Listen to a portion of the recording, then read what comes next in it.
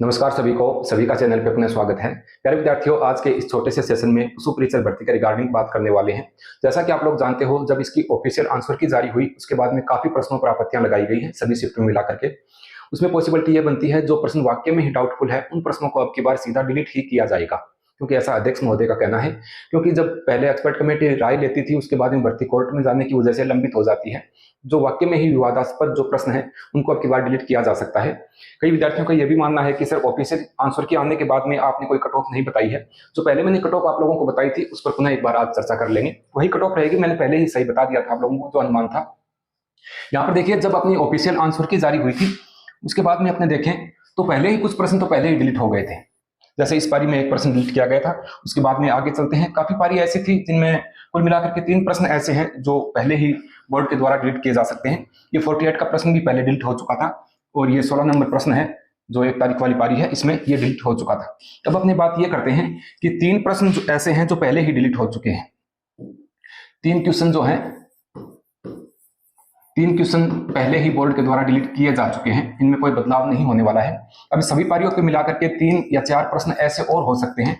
अधिकतम प्रश्नों की संख्या, डिलीट वाले प्रश्नों की संख्या 8 हो सकती है, 7 हो सकती है अधिकतम डिलीट वाले जो प्रश्न हैं। यानी अपने जो 150 प्रश्न थे उनमें से माइनस अपने 7 करते हैं तो यहाँ पर 143 प्रश्न जो हैं वो पीछे शेष रहते हैं।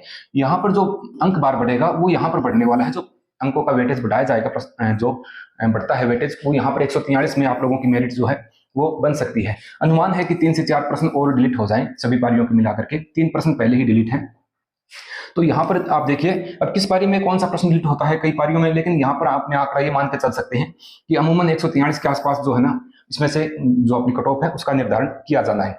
अब आप एक चीज और देखिए, कई विद्यार्थियों का ये मानना है कि सर कोई प्रश्न अगर क्वेश्चन अगर कोई है और वो डिलीट होता है, कोई क्वेश्चन डिलीट होता है तो सर उसका फायदा होगा या हमें नुकसान होगा। कोई प्रश्न अगर अब की बार विभाग द्वारा डिलीट किया जाता है उसका फायदा है या नुकसान है।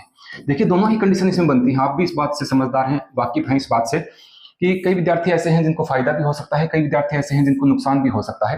हालांकि कोई प्रश्न डिलीट होता है उसका बोनस मिल जाएगा सभी को, लेकिन बोनस जो मिलेगा उसमें पूरा जितने नंबर का वो प्रश्न है उतना पूरा नहीं मिलेगा, कुछ वेटेज बढ़ता है। जितने भी प्रश्न पीछे बचते हैं डिलीट के बाद में उनका वेटेज बढ़ा दिया जाता है। पहले अपने फायदा देखें, सर किनको फायदा हो सकता है। जैसे मैं आपको ये कहूं कि 55 नंबर प्रश्न है, कोई 55 नंबर प्रश्न अपने एग्जाम में आया और 55 नंबर प्रश्न जो है वो किसी विद्यार्थी का रॉन्ग था, किसी विद्यार्थी का वो प्रश्न रॉन्ग था, यानी गलत प्रश्न था, 55 नंबर गलत करके आया था कोई विद्यार्थी। अगर वो प्रश्न डिलीट होता है तो उस विद्यार्थी को यहाँ पर फायदा मिलता है, क्योंकि वो नेगेटिव माइनस मार्किंग में यहाँ पर जा रहा था, 1/3 नेगेटिव मार्किंग थी, तो उसमें अगर वो आ रहा था तो गलत प्रश्न अगर उनका डिलीट होता है तो डिलीट का जो बोनस है वो उसमें जुड़ जाएगा, तो यहाँ पर उनको फायदा हो जाता है। कई विद्यार्थी ऐसे हैं, जैसे 55 नंबर प्रश्न है वो विद्यार्थियों का सही था, उनको लगता था कि ये प्रश्न मेरा सही है, उस पर आपत्ति लगी है, आपत्ति के बाद में उस प्रश्न को डिलीट कर दिया जाता है। आपत्ति के बाद में जो प्रश्न डिलीट हो जाता है बाद में, तब उस विद्यार्थी का नुकसान होता है। अगर वो प्रश्न सही माना जाता तो वो सीधा उसके 1 नंबर जुड़ता, अब उसको डिलीट कर दिया जाएगा तो उसका मतलब बोनस तो कुछ उस प्रश्न का कुछ हिस्सा तो उसको मिलेगा, लेकिन पूरा जो प्रश्न सही होने पर जो उसके हिस्से में अंक आ रहे थे वो यहाँ पर नहीं आते हैं। ऑल ओवर मिलाकर के ये देखें कि फायदा और नुकसान दोनों ही यहाँ पर होता है। जैसे 3 प्रश्न डिलीट हुए, किसी विद्यार्थी ने वो तीनों सही मान रखे थे तो उस विद्यार्थी का तो काफी नुकसान हो जाएगा। अगर तीनों का इसका बोनस उसको मिलता है तो अंक बाहर बढ़कर ही उसको मिलेगा। जितना 3 प्रश्न सही होने से 3 अंक अगर मिल रहे थे माने, लेकिन यहाँ पर डिलीट होने के बाद में अंकों का, पहले जो प्रश्न ये मान के चले 1 नंबर का था, अब वो 1 पॉइंट कुछ का यहाँ पर हो जाता है।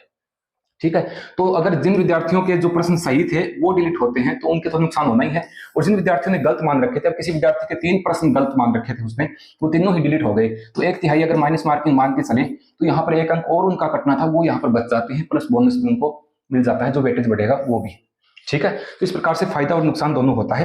उसके बाद में प्रश्न अगर डिलीट होता है, सीधा प्रश्न को डिलीट किया जाता है, जैसे सभी पारियों को मिलाकर के 7 प्रश्न या 8 प्रश्न डिलीट हो जाते हैं, तब इसमें चीजें ये है कि एक्सपर्ट कमेटी की जो राय होती है, एक बात और समझो आप, एक्सपर्ट कमेटी की जो राय होती है उसमें दिक्कतें ज्यादा आती हैं, क्योंकि एक्सपर्ट कमेटी डिसीजन लेती है, काफी टाइम इसमें लग जाता है, जब तक ये अपनी रिपोर्ट प्रस्तुत नहीं करती तब तक अपने को वेट करना पड़ता है।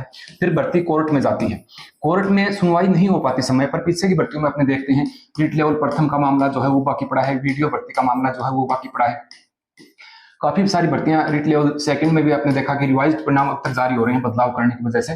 तो भर्ती जो है कोर्ट में अटक जाती है और ये लंबे अंतराल के बाद में इसका कोई फाइनल परिणाम फिर जारी हो पाता है। इससे बेहतर ये अध्यक्ष महोदय का सही डिसीजन है कि उन प्रश्नों को पहले ही डिलीट कर दिया जाए ताकि भर्ती विवादित ना हो, कोर्ट में लंबित ना हो। तो ये अपने को यहाँ पर फायदा मिल सकता है कि सीधा डिलीट करते हैं। तब उसके बाद में कुछ चीजें मैं आप लोगों को और बताना चाहूंगा। देखिए, परिणाम के संबंध में आप लोग पूछ रहे थे कि परिणाम कब तक जारी होगा। पहले अप्रैल की बात थी, पहले अप्रैल की बात कही गई थी कि अप्रैल में जो है वो परिणाम जारी हो सकता है, लेकिन अभी मार्च माह में अपना परिणाम जो है वो 2 गुना का परिणाम जारी हो जाएगा। क्या क्या दस्तावेज तैयार करने होते हैं, जैसे किस प्रकार से शपथ पत्र वगैरह अपने को लिखाने होते हैं, पहले बना भी चुका हूं, लेकिन अपने पशु परिचर भर्ती से रिलेटेड एक अलग से वीडियो डॉक्यूमेंट वेरिफिकेशन के संबंध में मैं लेके आऊंगा, उसमें अपनी पूरी जानकारी उस चीजों की देखेंगे। क्या रह सकती है कट ऑफ। अब देखिए, बार बार कट ऑफ नहीं बताई जाती क्योंकि पीछे मैं इसके संबंध में कट ऑफ जो है वो आप लोगों को बता चुका हूं। अब विद्यार्थियों का मानना यह है कि प्रारंभिक जो उत्तर कुंजी है उसके जारी होने के बाद में कट ऑफ में गिरावट आई है तो वो कितनी रह सकती है। पहले मैंने आप लोगों को जो कट ऑफ बताई थी वो उसी के हिसाब से बताई थी कि उत्तर कुंजी आने के बाद में इतनी कट ऑफ रह सकती है। ऐसा नहीं कि पहले और बता दी उत्तर कुंजी आने के बाद में ये है। एक आंकड़ा मैंने पहले अनुमान लगाया था इस चीज का कि उत्तर कुंजी आने के बाद में जो विद्यार्थी 120-25 बता रहे हैं वो 110-15 पर आ जाते हैं। ठीक है। नॉर्मलाइजेशन जो है, तो नॉर्मलाइजेशन कोई बड़े स्तर में तो अब की बार होना नहीं है। 2-3 प्रश्नों का फेरबदल होता है, ऊपर नीचे हो सकते हैं, कोई बड़ा 20-25 अंकों वाला वो मामला है नहीं। नॉर्मलाइजेशन होगा तो सामान्य नॉर्मलाइजेशन यहाँ पर होने वाला है। किसी शिफ्ट में 2 अंक बढ़ गए तो किसी शिफ्ट के 2 अंक कम कर दिए गए, या किसी शिफ्ट के सिर्फ बढ़ाए हैं, दूसरी शिफ्ट के काटे नहीं है। तो इस प्रकार से नॉर्मलाइजेशन जो है वो कोई बड़े स्तर में नहीं होने वाला है। परिणाम आप लोगों का मार्च में 2 गुना का परिणाम जारी हो जाएगा। उसके बाद में दस्तावेज सत्यापन की प्रक्रिया जो है वो भी यहाँ पर हो जाएगी। मैंने आप लोगों को पहले कट ऑफ जो है वो यही कट ऑफ बताई थी। अगर आपने वो वीडियो नहीं देखा है तो ये कट ऑफ भी आप देख सकते हैं। ये वही है जो पहले वाली वीडियो में आपके साथ साझा की गई कट ऑफ थी। इस कट ऑफ को आप यही मान सकते हो कि सर ऑफिशियल आंसर की आने के बाद की जो स्थिति बनती है वो वही मैंने पहले आपको बताई थी और वही यहाँ पर है। ठीक है। पदों की संख्या ये है। एक चीज और विद्यार्थियों के मन में है कि सर पदों में बढ़ोतरी होगी। हमने कई जगह देखा पदों में बढ़ोतरी हो सकती है क्या। कई जगह कह रहे हैं कि पदों में जो है 1000 पद और बढ़ाए जाएंगे या फिर 500 पद और बढ़ेंगे। 1000 पद जो है वो बढ़ाने की मैंने कई विद्यार्थियों के मैसेज देखे थे। देखिए, यहाँ पर अभी ऑफिशियल कोई न्यूज नहीं है कि बढ़ाए जाएंगे पद, और मुझे नहीं लगता कि किसी प्रकार के कोई पद यहाँ पर बढ़ाए जाएंगे। अब रिक्त पद पड़े हैं तो इसका मतलब ये नहीं कि राजस्थान में पता नहीं 2nd ग्रेड में 3rd ग्रेड में कितने पद रिक्त पड़े हैं, फिर भी छोटे छोटे लेवल पर भर्तियां आती हैं। 2nd ग्रेड की भर्ती 2100 पदों के आसपास विज्ञापन जारी हुआ है, जबकि पदों को देखें तो काफी पद अभी रिक्त पड़े हैं। रिक्त पड़े हैं इसका मतलब ये नहीं है कि इसमें पद बढ़ा दिए जाएंगे। आपके जो पद हैं पहले से उन पे ही आप लोगों को एक लड़ाई लड़नी है। ये किसी प्रकार की आप ऐसे मत सोचें कि पद बढ़ जाएंगे तो मेरा हो जाएगा, ये अभी नहीं होने वाला है, क्योंकि सरकार को इसी प्रकार की आगामी आने वाले समय में और भी भर्तियां करवानी होती हैं जो कि इसी डिपार्टमेंट से रिलेटेड होती हैं। अपने बात कर रहे थे कि सर ऑफिशियल आंसर के आने के बाद में जो दायरा है वो मैं पहले ही आप लोगों को बता चुका हूँ। पदों की संख्या इतनी है तो लगभग अपने 2 गुना अभ्यर्थी करते हैं तो 11,668 अभ्यर्थी जो है ये लगभग यहाँ पर सूचीबद्ध हो सकते हैं। जो पहली प्रारंभिक जो सूची जारी होगी 2 गुना की, उसमें इसमें सामान्य के जो उम्मीदवार हैं 114 से लेकर 116 के आसपास हैं तो ये 2 गुना में यहाँ पर चयनित हो जाएंगे। सामान्य की जो फीमेल है वो 109 से 111 के आसपास, ये मैं मेरा अनुमानित आइडिया आप लोगों को ही बता रहा हूँ। जो डाइवर्स वाली बहनें हैं, परित्यक्ता बहनें, वो 87 से 89 के बीच में है। वीडियो कैटेगरी की बहनें हैं वो 62 से 65, और जो अपने दिव्यांगजन भाई हैं तो उनकी भी इनके आसपास ही रहती है। आप ये मान के चलो 62 से लेकर के 65 के बीच में उनका भी एक स्कोर बन सकता है, कम भी हो सकती है। अदर कैटेगरी जैसे कोई अपने दिव्यांगजन भाई है और वो SC कैटेगरी का है तो यहाँ पर 46 से 48 के आसपास भी ये आंकड़ा जा सकता है। अक्सर सर्विसमैन है तो 84 से 86, क्योंकि इसमें अक्सर सर्विसमैन जो भाई जो हैं वो ज्यादा संख्या में यहाँ पर बैठे हैं। OBC की बात करें तो 111 से 113 के आसपास, और जो फीमेल है OBC की 105 से 107 के आसपास ये यहाँ पर कट ऑफ उनकी रह सकती है। आगे भी थोड़ा और देख लेते हैं। EWS वाले जो कैंडिडेट हैं 107 से लेकर 109 के आसपास, और जो EWS की फीमेल है वो 105 से 107 के आसपास। EWS में परित्यक्ता बहनें हैं वो 82 से 84, और जो ऑल सेलेक्ट भी हो सकती हैं अगर यहाँ पर वो क्राइटेरिया पास करती हैं। वीडियो कैटेगरी की बहनें हैं वो। MBC के जो पुरुष हैं वो 104 से 106 के आसपास, और फीमेल जो MBC की हैं वो यहाँ पर 100+ अगर उनके बन रहे हैं MBC की जो महिला है तो वो यहाँ पर सूचीबद्ध हो सकते हैं।